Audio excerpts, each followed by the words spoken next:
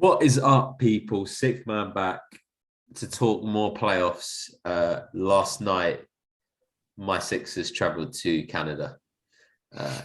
3 years ago, that famous Kawhi shot happened. Bounced on the rim 4 times. And just like that, we were eliminated from the playoffs. Goodbye, Jimmy. Never played for us again. Brett Brown was gone. A lot has changed. But one thing is stayed the same, that Joel Embiid has been on the roster and the man put in the MVP performance last night. And the Sixers are up 3-0. I'm really hyped about it. Toronto's a tough place to win.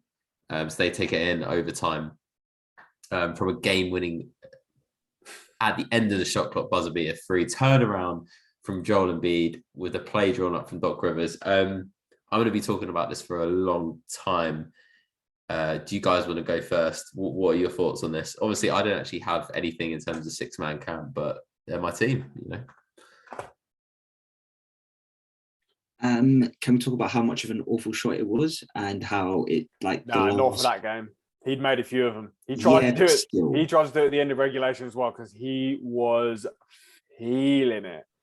The little turnaround he made as well, the off balance one, the corkscrew.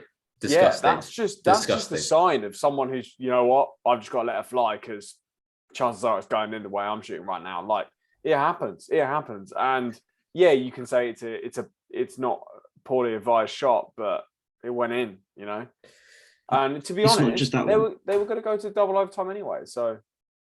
But it's not just that shot, it's the late game execution, which is a big worry. At this point, Toronto, to be fair, let's be honest, a lot of people had Toronto on upset alert, which is fair.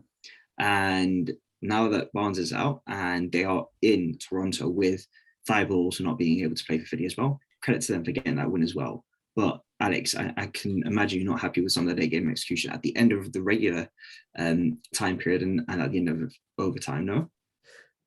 To be honest, the only reason that play worked is because Fred Van Vliet wasn't pressuring the ball. There's no way Danny Green can make that pass, but because they were worried about the deep entry in the pass and maybe like a tip, that's why he decided to double up, or they stacked where they were. There's always been some worry about Doc Rivers with execution and stuff like that. But at the end of the day, he drew up a winning play. Like, you're only as good as your last set. The main thing is, like, we got the win. We didn't play well. We were up against it for a lot of that game. Their role players turned up. Like Gary Trent played better. Precious had really good energy, even though he bricked the free throw, and that was really important. He makes one of those free throws. Yeah, but Harden also went 1 for 2, so there was that on either side. But it was one of those games where, as a fan, it's one of those games where you're like, there's no way we win this game, and we did it. And the pressure is off for us for like game 4 because we know we'll be going home. If we can get a sweep in Toronto, great. But also, I would just want to state the importance of this is just the first round. Embiid was saying it in the press conference. He was like, it's great, but it's not over. And also, they were saying like, oh, what about like the monkey off your back because of the shot in Toronto? And I know I mentioned it earlier, but the most important thing about him is the maturity to say that, like, well, until I get out the second round, it doesn't matter. And I'm like, I just love you, Joel, because that is just everything I want to hear. You're playing well, but there's still a long way to go. I love it. If I'm Doc Rivers, Joel and Harden are playing like 30 minutes next game. He's got an injury. Joel's got an injury on his hand. He's got a split. He's got a cut that's been open for a couple of months and stuff. But he'll, you know, he played postseason with a serious, sort of serious injury, so he'll be fine. But also, Tobias Harris was really big for us last night. He didn't have the best offensive output, but what he did defensively and like key stops on Siakam was extremely good. terrible game. Siakam was 6 of 16. Yeah, but you got to give credit because Tobias, like a lot of that was him as well. That's what I'm saying. He gets a lot of slander, and especially myself. But when he does perform, and he's played really well for us in the playoffs. So, you know, I'm liking it, man. Yeah, it's really good. And one of the other things I say, props to Toronto. I think OG Anunoby might be a guy. Like, London boy. That dude is good. Like he's looking real comfortable with the ball in his hands now. I think because Siakam was having an off game, they were sort of looking around, going, and actually so did Fred VanVleet, and they were going, all right, OG's the guy. Like, and he kind of rose to the occasion. Had 26 points. So, I watch out for him in the future. I had.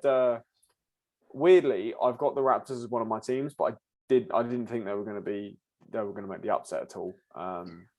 Everybody did.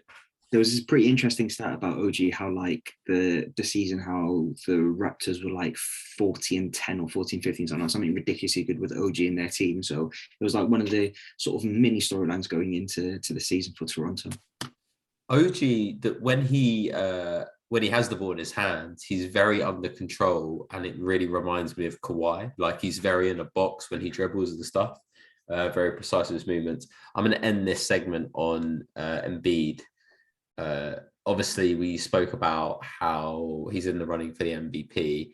This has got to be one of the defining moments of his career so far, I would say. Like, one of the biggest moments. Even though it is first round, it's still a big shot.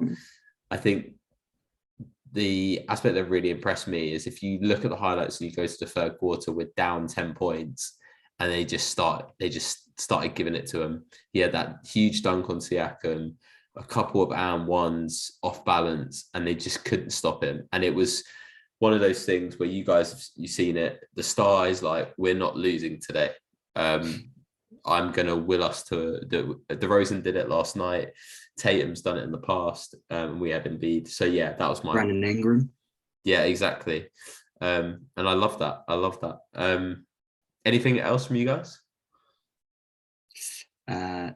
Who would you guys have in the next round? Who would it be? Is it the winner of Heat Hawks?